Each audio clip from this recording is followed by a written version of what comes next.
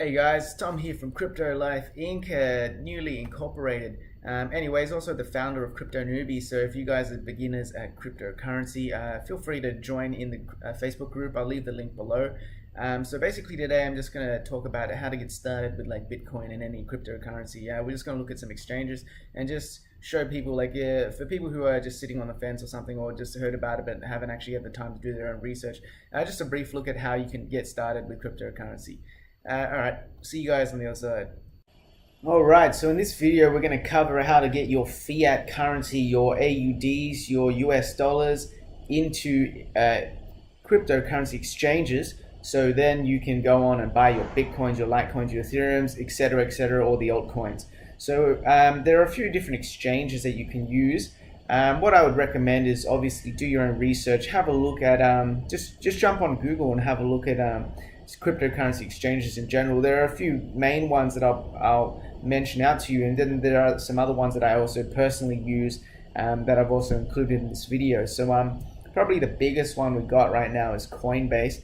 These guys are based in the United States, but they do allow you to sign up and use your own currency. So if you're using Singaporean dollars or Australian dollars, you can just set that as your default currency. Just on a personal note, I've had some issues with these guys with the know your customer details. I've had a bit of trouble getting verified with these guys actually, so I have like 2 accounts. None of them are verified, so I actually haven't been able to use Coinbase. But I've heard that their fees are around 3%. Yeah, you should definitely do your research and check on the fees as well. But basically, if you want to sign up for Coinbase, what you got to do is you just got to click this sign up button, not the sign in button. And then you just follow the prompt. So you put in your details, you create an account. What it's going to ask you to do, I'm not going to run through it because you can just do it yourself, and it'll give you all the prompts. But basically, it'll ask you for your information. So just your name, your email address first. You got to create a password. Then it'll just follow up the prompts and ask you to verify your identity. And the important tip is when you sign up for exchanges, always to enable 2-factor authentication.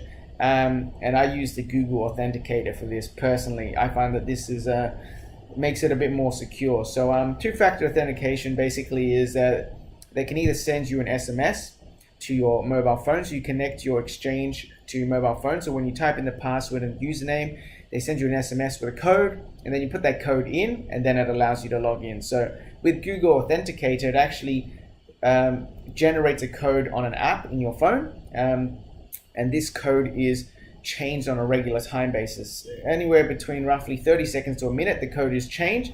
So that means that, if people want to hack your stuff, they need to have your phone in real time to be able to do your code. So that's just a little bit more added security. Obviously, if someone steals your phone, you're probably screwed. But that's why you always back up your authentication numbers as well. So when you get your Google authentication, do remember to back up those keys that they give you, and it'll come out like a huge block or a QR code. So you just want to save that somewhere, just in case you lose your phone and you can't actually use your 2-factor authentication. And the last thing you want is like $1,000 on an exchange or something like that. So you got $1,000 on Coinbase.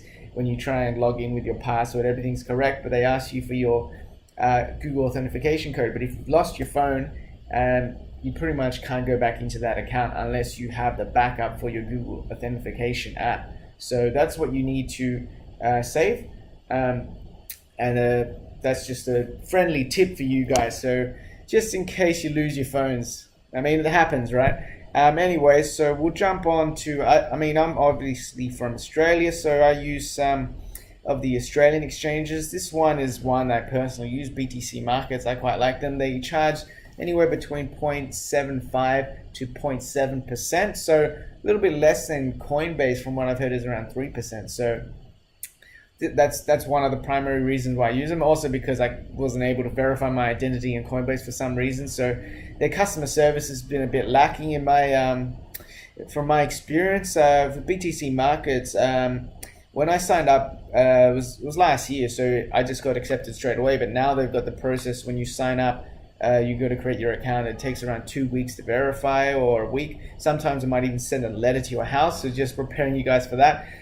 If you guys want to get your money into crypto quite quickly, sometimes that's just not possible, unfortunately, because there's so many people trying to get in, and then we have the regulations to know your customer. So now everyone, usually the general process is you sign up with your account, and then you got to send a picture of yourself holding up a sign saying with the date and everything, and also some identification. So you either have like a passport photo or a driver's license. At least some form of photo ID is included generally in these know your customer requirements.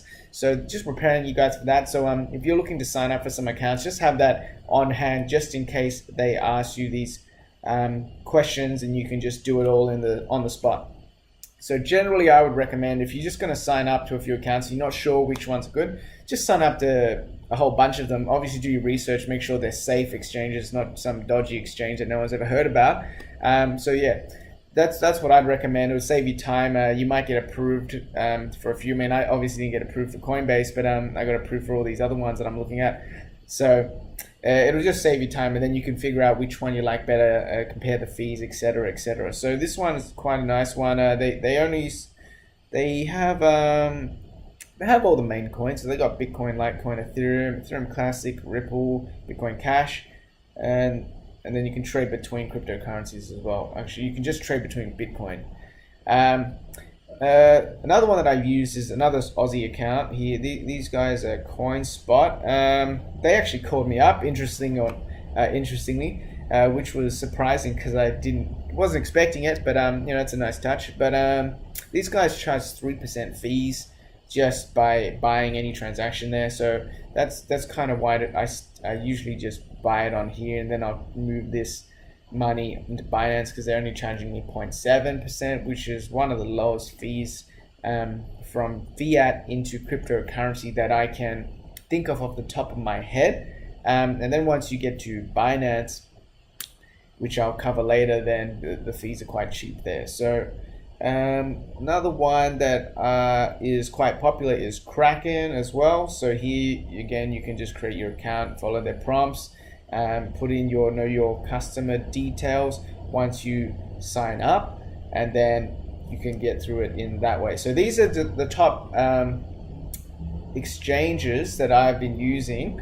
that allow you to put fiat currency, so your money in your bank, into these exchanges.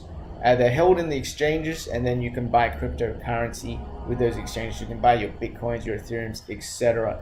For altcoins, if you don't know what altcoins are, basically they are just any alternative coins that are not the top coins, such as like a Bitcoin or Ethereum. So altcoins, you can see here, we're just on Binance. This is my favorite one actually. Actually the biggest one right now anyway. But yeah, you can see all the altcoins. These are all the altcoins. If you're not familiar with that, I suggest you just do a Google search, but I'll probably cover it in another video anyway. But basically, I quite like Binance because their fees are quite low. They got a nice referral program, which I've actually used. They do say don't use it for yourself, but I got 2 accounts of Binance actually, so I trade with one of them.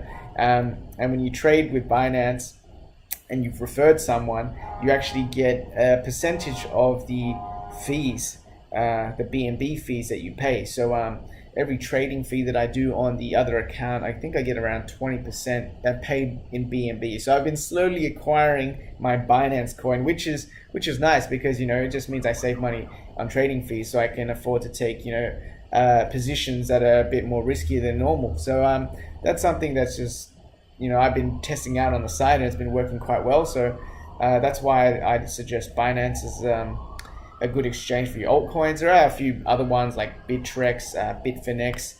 I actually haven't used any of those ones, so I'll just stick with Binance. Coinspot does allow you to actually put fiat right in.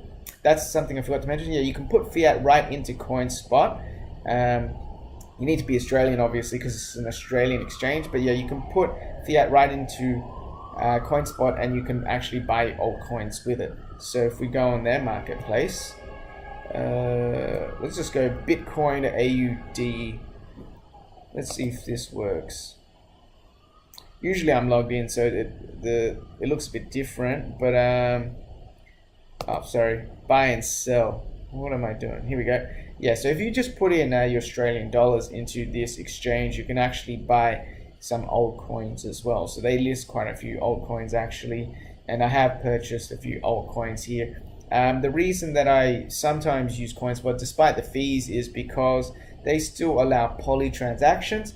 So if you're in Australia and you're trying to get your fiat currency into an exchange quickly, BTC markets used to allow poly, but now they only allow BPay, which takes 2 to 3 business days.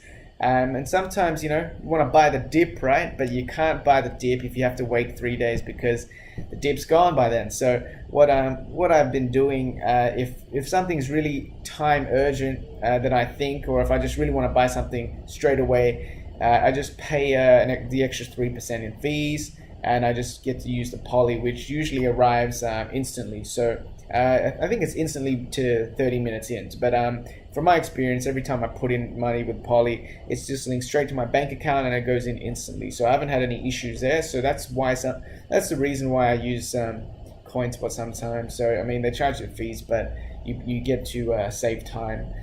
So just calculate it out. If you think you'll make more money doing that, buying a dip or something real quickly than the 3% that they charge you, then I guess it's worth it, right? But I'll leave that up to you guys, and you guys can make the decision there. But hopefully this is just giving you a nice broad example of how to get your fiat currency into an exchange to buy cryptocurrency.